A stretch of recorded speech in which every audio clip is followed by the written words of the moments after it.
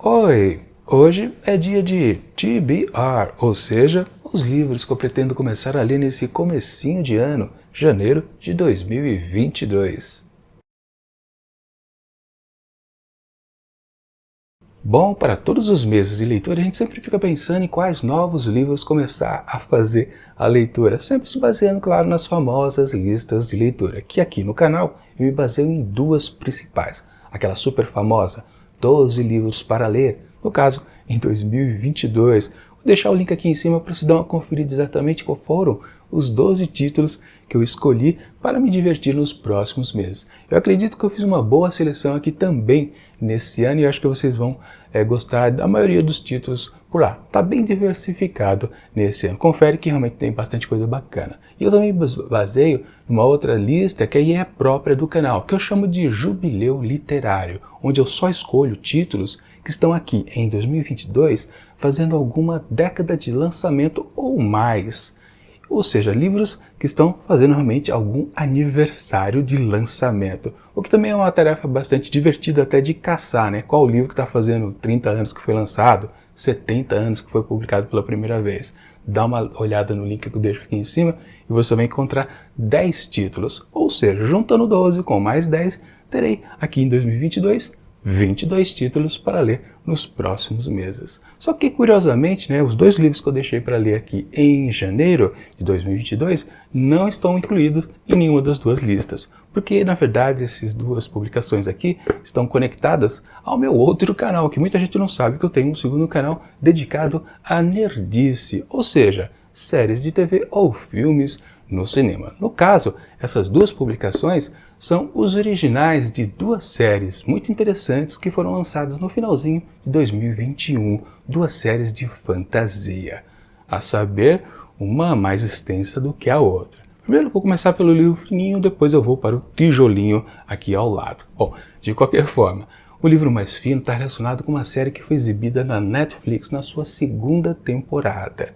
E temos aqui então o começo, o primeiro volume de uma sequência de 5 livros que dá origem à saga do bruxo Geralt de Rivia. Especificamente, esse primeiro livro aqui, que é O Sangue dos Elfos, é escrito por Andrzej Sapkowicz, um escritor polonês, conta a história do Geralt bruxo de Rivia e está toda conectada à sua segunda temporada, porque a primeira estava baseada numa sequência de 2 outras publicações também do autor, obviamente, mas eram através de pequenas histórias, ou seja, eram apenas contos, que aliás eu achei muito bem adaptada pelos produtores da série de transformar várias histórias isoladas numa história única que deu origem à primeira temporada. Claro, na segunda eles se valeram da sequência de 5 publicações, que aí sim é a saga do bruxo Geralt de Rivia.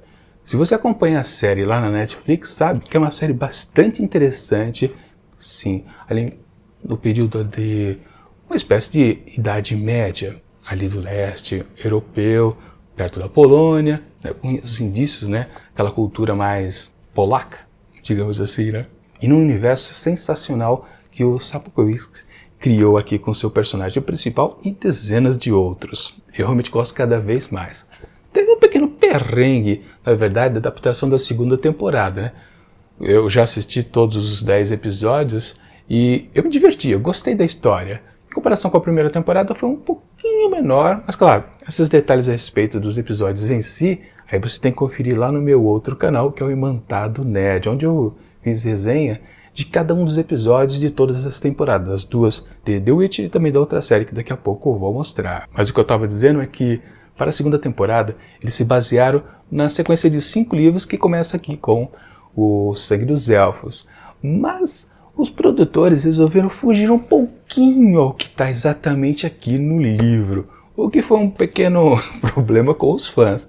Muitos torceram o nariz falando que, caramba, vocês não estão mais respeitando o texto original? Fizeram tudo isso lá na primeira temporada e na segunda resolveram fazer uma coisita diferente, inclusive colocando como um personagem antagonista que não existe de maneira alguma nas publicações. E eu estou muito curioso porque, claro, assisti a segunda temporada inteira, fiz os vídeos, resenhas, gostei de muita coisa que vi problemas de produção em termos de texto, inclusive, Mas eu tô curioso para saber exatamente qual é o original que os fãs estão se mordendo e falando, caramba, por que vocês não usaram o que está lá nos livros? Aquilo já era bom, não precisava inventar nada. Eu tô querendo descobrir exatamente então do que se trata, né? Uma história, eu gosto bastante de todas as aventuras do Geralt e de todos os personagens a mais, como Yennefer, ou então a Cirilla, entre tantos e tantos outros. São personagens muito bem desenvolvidos pelo escritor polonês, adaptados na TV de alguma maneira eficiente, na primeira temporada, com certeza, de uma maneira mais ou menos na segunda, embora para quem só viu a série achou super bacana, super atraente também, né? Mas eu gosto de conferir sempre, né? Mesmo que eu adore a versão audiovisual, eu gosto sempre de conferir como é o original, a prosa, né? A literatura mesmo do que é que o escritor é capaz de oferecer pra gente e que às vezes uma série que tem um orçamento grande, que pode fazer altos efeitos especiais, mas não consegue alcançar a criatividade apenas da letra no papel. Eu estou muito curioso para saber realmente qual o tipo de fantasia despirocada do escritor polonês que ele conseguiu injetar na sua história e que talvez o pessoal resolveu não adotar e se queimaram bastante, na verdade. Mas eu estou curioso para descobrir o que tem por aqui, no primeiro livro, que é O Sangue dos Elfos. Bom, e antes de mostrar para vocês o segundo livro e também o primeiro tijolo que eu começo a ler aqui nesse ano, deixa eu fazer também aquele rápido jabazinho. Se eu já falei lá do meu outro canal, também digo para vocês, se vocês se interessarem em uma dessas duas histórias que foram adaptadas lá para os serviços de streaming, eu deixo aqui na descrição do vídeo links da Amazon para poder adquirir justamente essas duas publicações por aqui, naquele esquema de ajudar o canal. É uma boa forma e simples, que não pesa mais no seu bolso, porque na verdade, quando você faz a compra desses livros, ou qualquer outro que você queira comprar na Amazon, através desse link, você entra na Amazon, através do link que eu deixo aqui na descrição, eu acabo ganhando a comissãozinha de vendedor. Aquela merrequinha que eu vou recebendo pouquinho a pouquinho, mas que ajuda o canal a crescer. Quem quiser ajudar, eu já agradeço de antemão. Enfim, o segundo título aqui que eu quero mostrar para vocês, aí está sendo exibido na Prime Video, que claro, é o serviço de streaming da própria Amazon. O que é muito bacana, né? Quando você faz aquela assinatura da Amazon, muita gente não sabe, né? Aquela que você acaba não pagando frete e pode comprar qualquer título, precisa, por exemplo, juntar R$100 para o frete ficar grátis. Não, você paga, acho que é R$9,90, nunca aumentou, né? R$9,90 por mês, frete grátis, e você tem algumas regalias, como, por exemplo, um serviço de streaming que tem uma série de fantasia sensacional. Estreou agora, foi a primeira temporada, gostei bastante, claro, uma pegada completamente diferente de The Witcher, que é um pouco mais densa, essa aqui é um pouco mais suave, mas também é muito boa, gostei bastante, e vai render bastante, porque é A Roda do Tempo, de Robert Jordan. Uma série que simplesmente tem 14 volumes e 14 tijolos como este daqui, o volume 1, que é O Olho do Mundo. Toda a primeira temporada, de apenas 8 episódios, foi adaptada de um tijolo desse tamanho, olha só. E parece que até pega algumas coisitas que ia se ver no começo, acho que do segundo volume, se eu não me engano, eu ouvi algumas pessoas falarem a respeito disso também. E eu estou bastante curioso exatamente pela densidade aqui da escrita do Robert Jordan. Como é que conseguiram adaptar em apenas 8 episódios um título de quase 800 páginas? Basicamente, né? Quase, não dá para dizer isso, mas é praticamente 100 páginas por episódio adaptado, né? Ou seja, eles devem ter dado uma enxugada, se bem que parece que o escritor ele é muito prolixo, ele fala demais, né? Para passar a sua história. Isso às vezes facilita, né? Ou seja, ele oferece bastante densidade na sua prosa e quando se faz uma adaptação já se facilita um pouco. Lembra que eu comentei lá na questão de The Witcher que eram histórias curtas, isoladas, não se conectavam necessariamente, mas fizeram um bom trabalho de adaptação lá para a primeira temporada. Aqui basicamente o problema foi que era muito conteúdo, mas teve que ser bastante enxugado para validar uma temporada de apenas 8 episódios. Eu acho até curto demais 8 episódios, né? E, aliás, quando eu assisti a primeira temporada, já até adiantando um pouquinho que você pode descobrir quando acessar também o Imantado, né, de conferir o que eu disse a respeito de todos os episódios, dá para perceber que algumas coisas eles podiam ter rendido um pouquinho mais. Quem sabe uma temporada de 10 episódios, como foram as duas de The Witcher lá na Netflix, aqui, A Roda do Tempo na Amazon Prime, podia ser, Prime Video, né? Podia ser de 10 temporadas também. Eu acho que algumas coisas necessitavam um pouquinho a mais de dedicação, digamos assim, né? Pra gente ter mais contato ainda com os personagens, que também são variados. Porque histórias de fantasia sempre tem esse problema, né? É um bando de personagens entrando a todo momento, você às vezes fica perdido. Quem acompanhava, por exemplo, né, a Guerra dos Tronos, né? É uma avalanche de personagens que, com certeza, lá quando fizeram a adaptação, tiveram que limar um monte, porque não cabia todo mundo dentro de uma série de TV, né? Mas enfim, podiam fazer algo a respeito disso. Deixar 10 temporadas, 10 episódios por temporadas para a roda do tempo. Quem sabe, a partir da segunda temporada, eles já dão uma pequena aumentada, porque acho que vai precisar. Mas eu tô curioso, eu quero saber como são esses personagens. Aliás, tem um detalhe interessante aqui nessa obra, que os personagens aqui eram de menores idade, mas eles foram envelhecidos lá na série.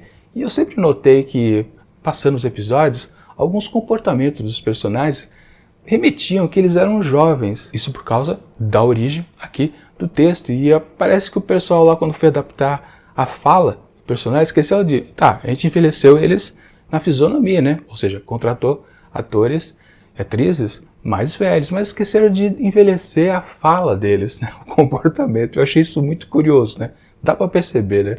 O rancinho do original lá no texto adaptado. Eu quero ver se isso realmente foi uma percepção que eu tive. Talvez porque eu soubesse que os personagens foram envelhecidos, ou porque realmente é isso que acontece. Os personagens são um pouquinho imaturos e vazou, digamos isso, né? Mesmo com eles envelhecidos lá na série. Uma curiosidade bastante que eu tenho. Enfim, eu acho que foi promissora a primeira temporada de A Roda do Tempo e quero ver como é que vai ser adaptado 14 volumes. Claro, não vão existir 14 temporadas. Provavelmente eles vão começar a colocar 2 tijolos desse tamanho por temporada no futuro. Por isso que eu digo, tem que ter mais episódios nas temporadas vindouras. Enfim, uma série que eu gostei bastante.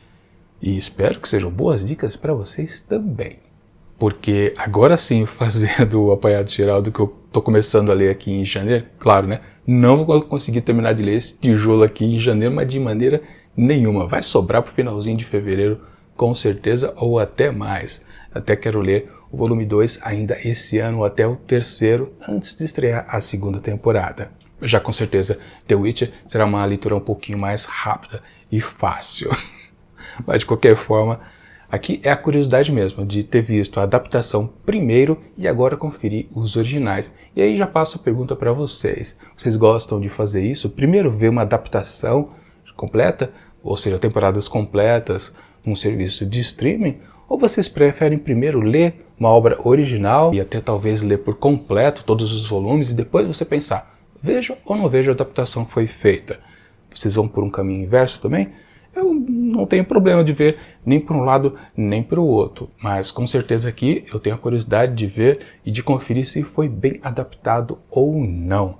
E perceber se as minhas percepções, na verdade, que eu tive durante os episódios estavam certas. Ou seja, que eu percebia que uma adaptação aqui e acolá estava duvidosa, digamos assim, porque fugiram demais ao que estava escrito ou respeitaram em demasia também, né?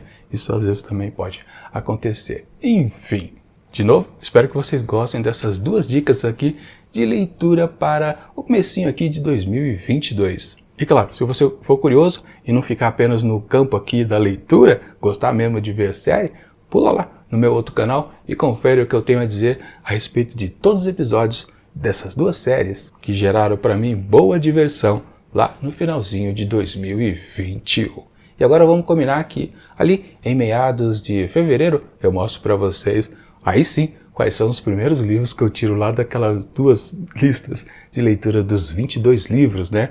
Para ser lidos nos outros 11 meses aqui de 2022. Ou seja, 2 livros por mês também, né? É bom não ter muito livro para ler, porque aí não tem chance de flopar muito, né? Como já fiz anos anteriores. Enfim, enquanto o próximo vídeo não chega, eu deixo aqui do lado dicas de outros TBRs que aconteceram lá no ano passado, em 2021. E tchau!